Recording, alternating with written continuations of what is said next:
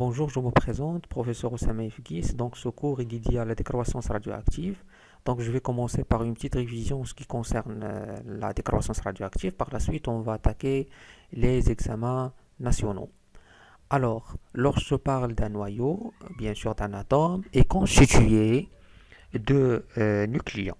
Et lorsque je parle du nucléon, bien sûr, des protons ou des neutrons. C'est-à-dire les protons chargés positifs et les neutrons qui sont neutres.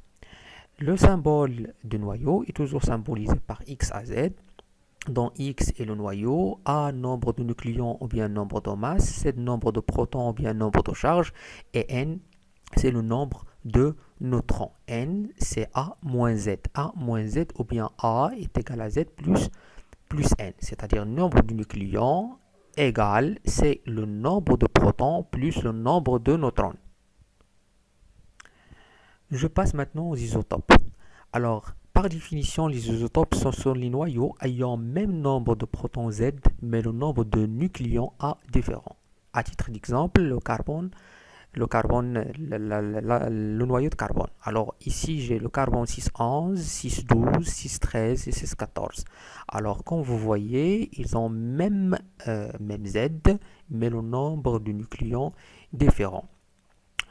Pour le diagramme du Segri, ou bien nommé aussi diagramme N en fonction de Z, NZ, est un diagramme dont on peut déterminer facilement les noyaux stables et les noyaux instables. Nous, on s'intéresse aux noyaux instables, les noyaux radioactifs, c'est-à-dire les noyaux qui ont l'aptitude de céder ou bien émetteurs, les noyaux émetteurs de bêta-, de bêta+, ou bien de alpha, c'est-à-dire émetteurs d'électrons, de positrons ou bien d'hélium. Alors, la radioactivité, par définition, est une transformation naturelle et spontanée d'un noyau X à Z instable qui se transforme en un autre noyau plus stable avec émission d'une particule. Donc, soit je dis noyau instable ou bien noyau radioactif qui a l'aptitude, voire la capacité de se transformer en un autre noyau stable avec émission, bien sûr, d'une particule. On va voir ces particules-là, on a trois particules, alpha, bêta+, et bêta-, selon l'équation de désintégration suivante. Alors, ici, on a le noyau instable radioactif qui se transforme en un noyau plus stable avec émission d'une particule. Mais il faut respecter certaines lois, la loi de conservation de Soddy, c'est-à-dire conservation de charge et conservation de nombre de nucléons. Les différents types de radioactivité. Alors, on a la radioactivité du type alpha, c'est-à-dire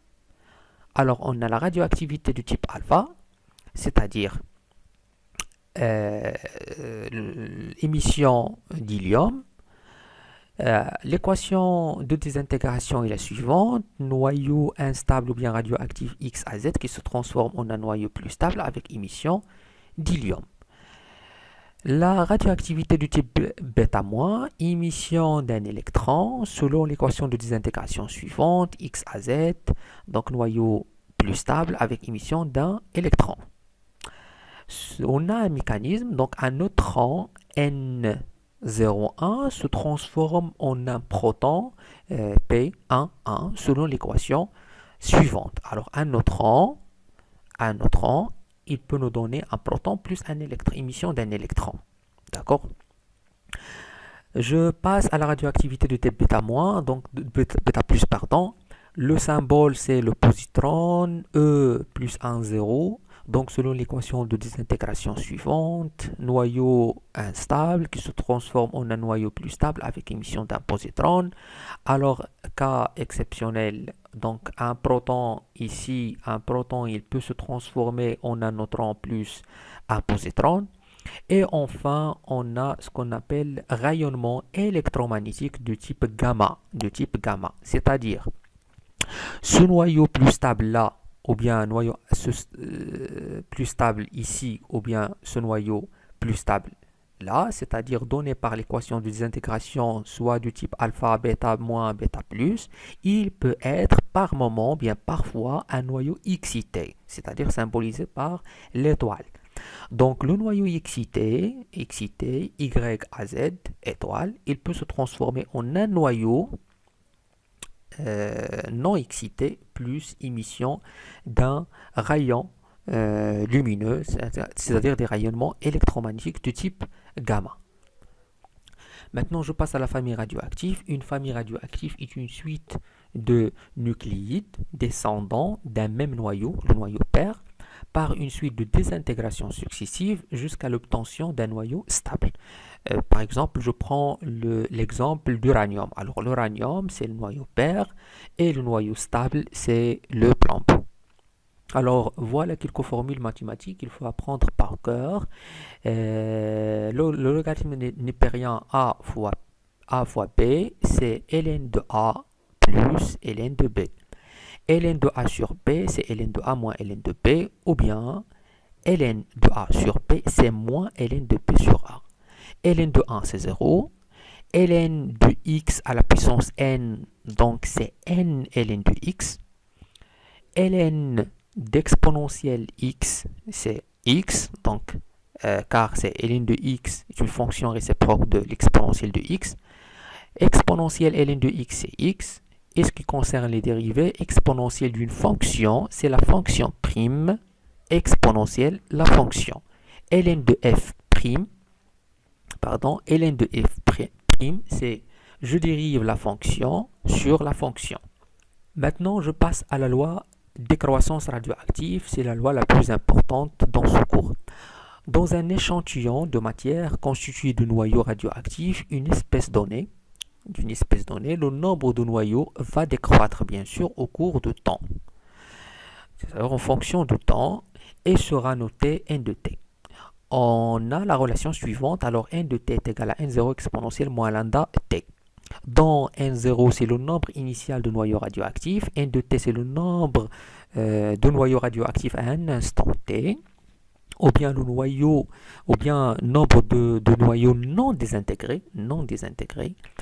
En ce qui concerne lambda, c'est une constante radioactive avec comme unité seconde moins 1, t, c'est le temps.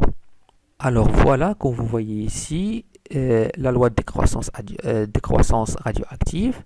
Donc, c'est le nombre de noyaux. Le nombre de noyaux va décroître au cours de temps ou bien en fonction de temps.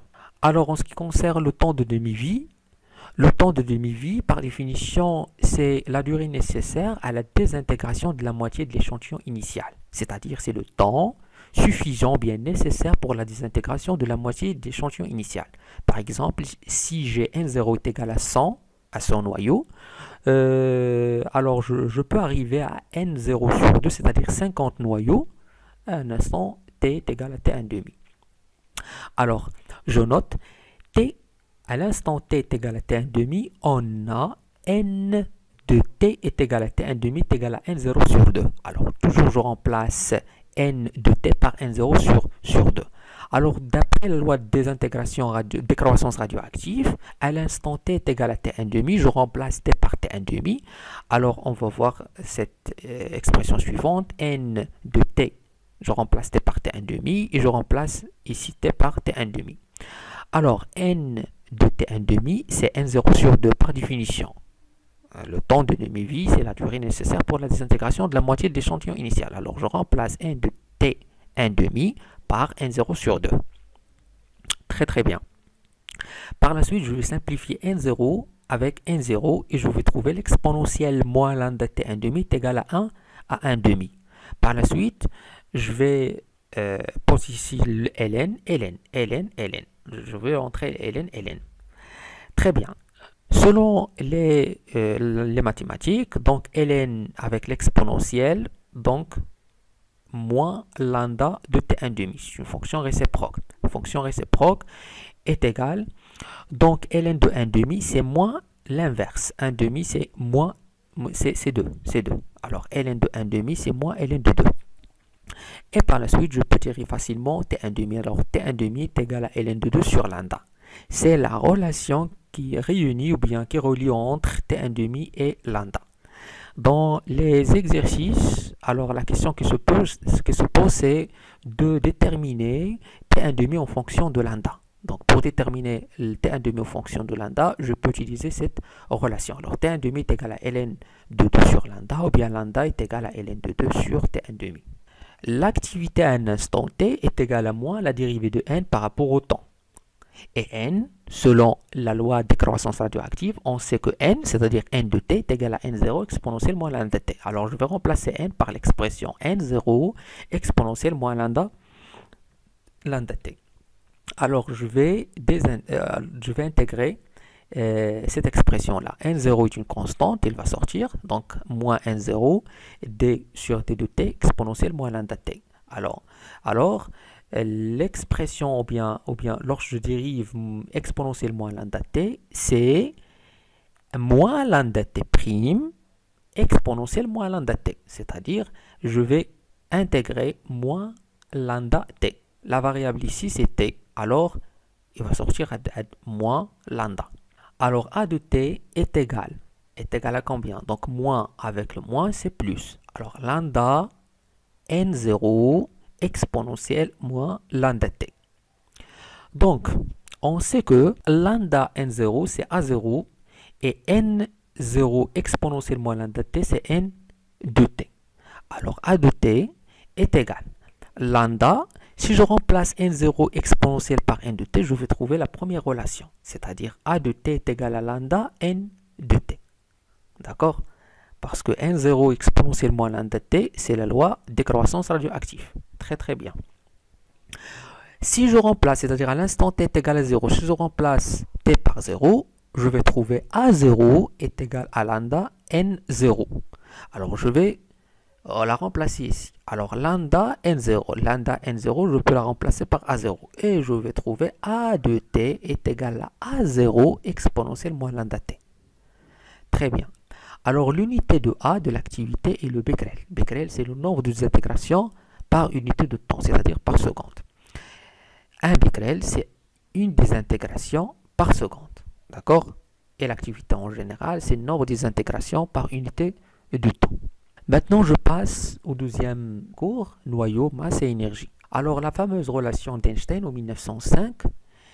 Donc, toute particule de masse m en repos possède une énergie de masse E donnée par la relation suivante. E, m, c carré. C'est-à-dire, toute particule qui possède une masse, bien sûr, il a une énergie. E, c'est l'énergie en joules. M, la masse de particules en kilogrammes. C, c'est la célérité de la lumière dans le vide qui vaut, bien sûr, 3 10 à la puissance 8 mètres par seconde. Ici, une petite remarque. Si je travaille avec les unités internationales, c'est-à-dire la masse avec le kilogramme, je trouve toujours l'énergie avec le joule. Si je travaille avec les unités microscopiques, c'est-à-dire au lieu d'utiliser le kilogramme, j'utilise l'unité de masse atomique, l'énergie sera bien sûr en mégaélectrovolts. Alors, une petite remarque. Donc, lorsque la masse d'un système va varier, bien sûr, l'énergie va varier. Car on a E, c'est en fonction de M, c'est une constante. Alors, je peux écrire delta E est égal à delta M, c carré. En ce qui concerne les unités de masse et de l'énergie, comme j'ai déjà dit, donc, l'unité d'énergie dans le système international, c'est le joule. Mais en physique nucléaire, on utilise une unité d'énergie adaptée, plus adaptée à l'échelle microscopique.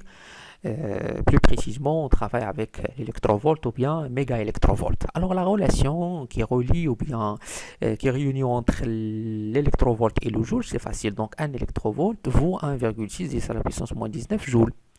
Et un mégaélectrovolt, c'est-à-dire 1 million d'électrovolts, c'est-à-dire 10 à la puissance 6 électrovolts.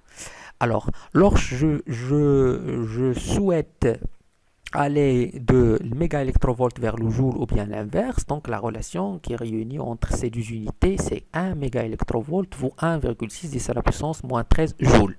Et lorsque je passe de joule vers le mégaélectrovolt, je divise par 1,6 10 à la puissance moins 13 joules. Alors, en ce qui concerne l'unité de masse atomique, je ne vais pas entrer dans les détails. Donc, ce qui est très important, c'est 1U, c'est-à-dire unité de masse atomique égale à 931,5 mégaélectrovolts, c'est moins 2 à la puissance 2, qui est égal bien sûr à 1,66 à la puissance moins 27 kg. Donc, on va voir ça en détail dans les examens nationaux.